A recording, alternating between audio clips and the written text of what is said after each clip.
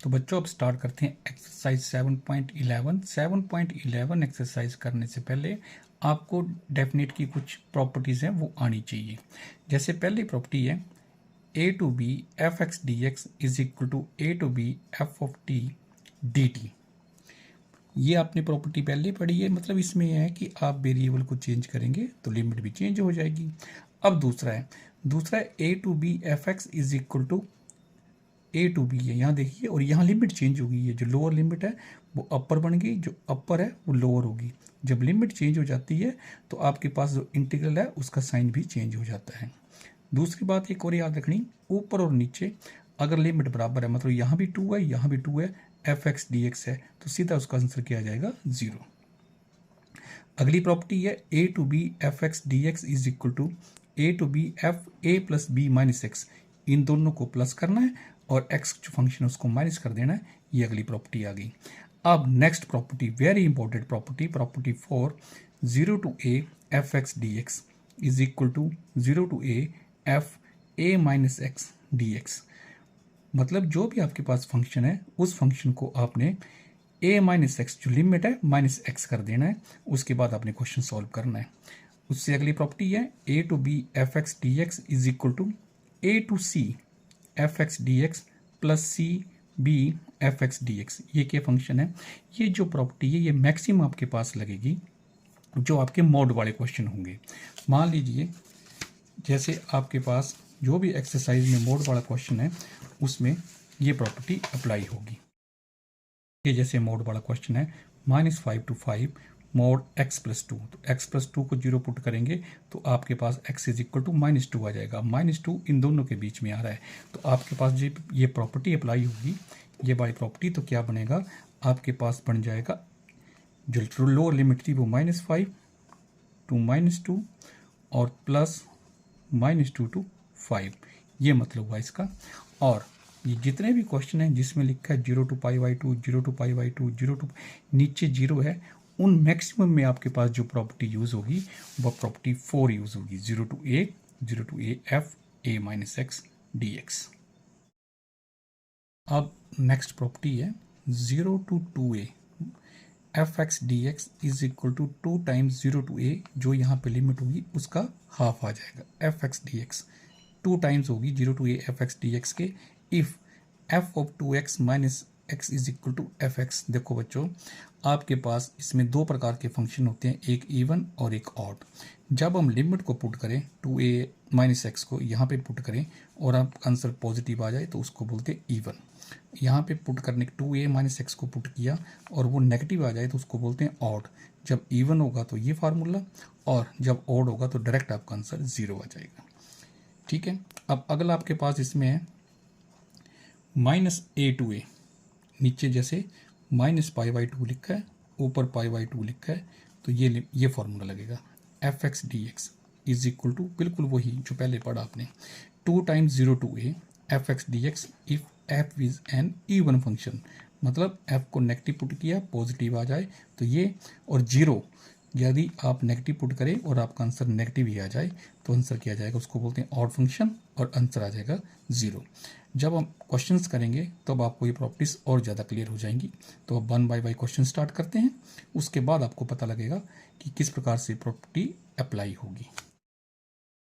ये बच्चों स्टार्ट करते हैं क्वेश्चन नंबर 1। क्वेश्चन नंबर 1 है find the integration of 0 to π/2 cos square x। हमने प्रॉपर्टी यूज़ करनी है। तो देखिए बच्चों, जब भी आपको मैंने थोड़ी देर पहले बताया, जब भी नीचे 0 ऊपर a F x D X, तो प्रॉपर्टी 4 यूज होगी, जो किसके बराबर होगी 0 to a F of a minus X D X. तो हमें पता लग गया कौन सी प्रॉपर्टी यूज होनी है। तो अब क्वेश्चन स्टार्ट करते हैं। तो सबसे पहले इसको मान लीजिए, let i is equal to 0 to π/2 cos square x dx, इसको इक्वेशन नंबर 1 मान लिया। नाउ यूजिंग प्रॉपर्टी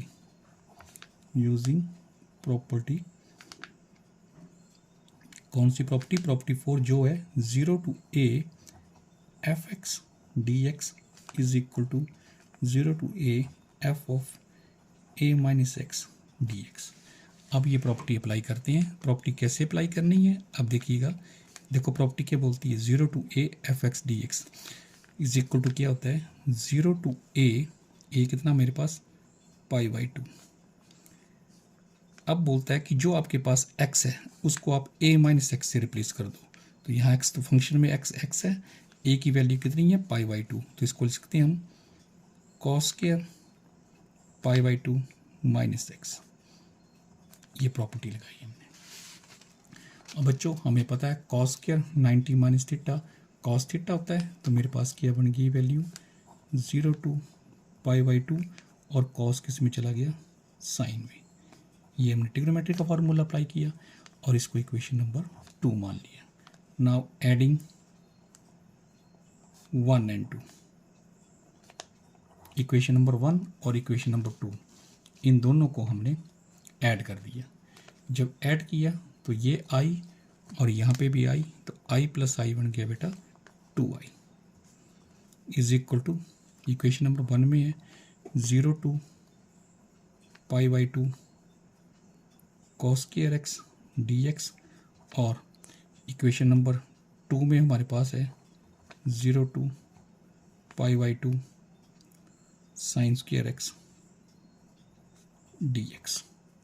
अब दोनों में लिमिट सेम है तो इसको मैं अरेंज करके लिख सकता हूँ 2y is equal to 0 to pi by 2 cos square X plus sine square X, और ये ट्रिग्नोमेट्री का फार्मूला आ गया cos square X plus sine square X is equal to 1।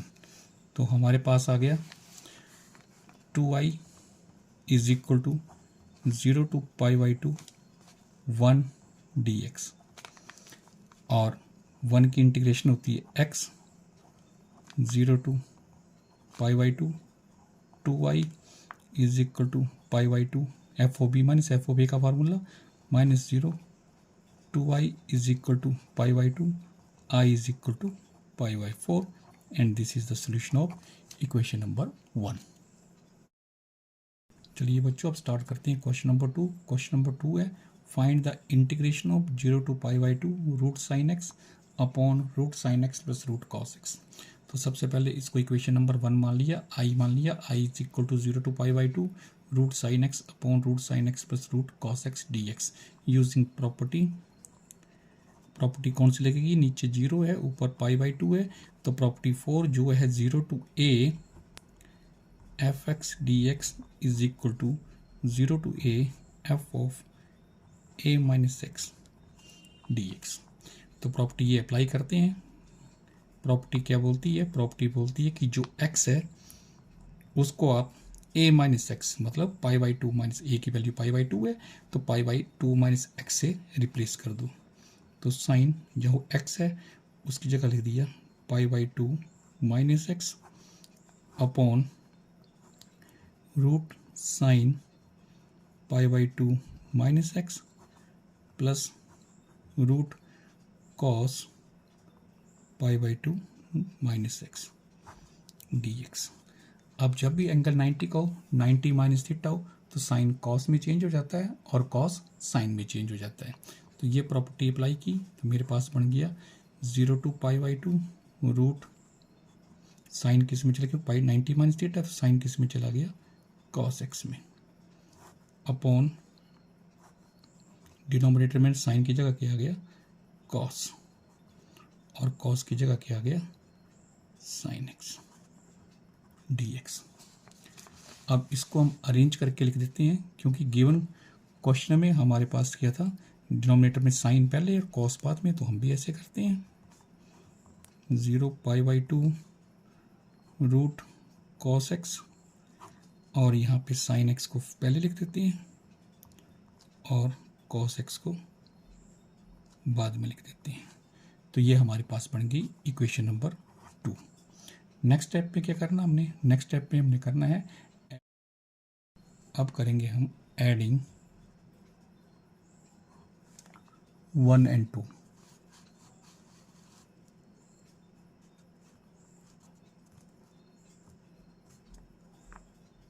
Adding 1 and 2, तो इक्वेशन नंबर 1 और 2 को ऐड कर देते हैं, 1 और ये 2 है। आई प्लस आई बन गया 2i, और इस तरफ 0 to π/2। एलसीएम हमारे पास है बेटा root sine x plus cos X, root cos X, और साइन एक्स और कॉस एक्स प्लस हो गया, तो ऊपर भी क्या गया root sine x plus root cos x D X. ये आपस में कैंसिल हो गए, 2y वहाँ के पास आ गया, 0 to π/2 dx, 1 बचा, 1 dx आ गया, और 1 की इंटीग्रेशन हमारे पास कितनी आ गई x, 0 to π/2, 2y is equal to π/2 minus 0, तो I is equal to π/4, and this is the solution of question number 2। चलिए स्टार्ट करते हैं क्वेश्चन नंबर 3, जो है find the integration of 0 to π/2 sine 3/2x upon sine 3/2x plus cos 3/2x dx। अब आपके पास यही value दी हुई है, तो यहाँ पे लिमिट नीचे 0 है, ऊपर π/2 है, फिर हमारे पास कौन सी प्रॉपर्टी आ गई, प्रॉपर्टी 4। तो यहाँ लिखेंगे यूजिंग प्रॉपर्टी, क्या प्रॉपर्टी है, 0 to a fx dx, 0 to a f of a minus x dx।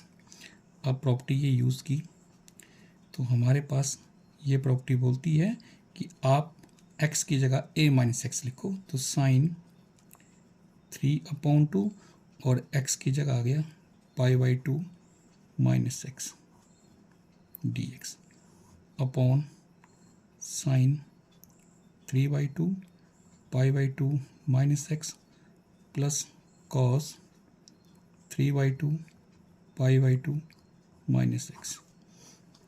तो आपके पास ये बन गया 0 to π/2, और साइन किस में चेंज हो गया, कॉस में, कॉस 3/2 dx।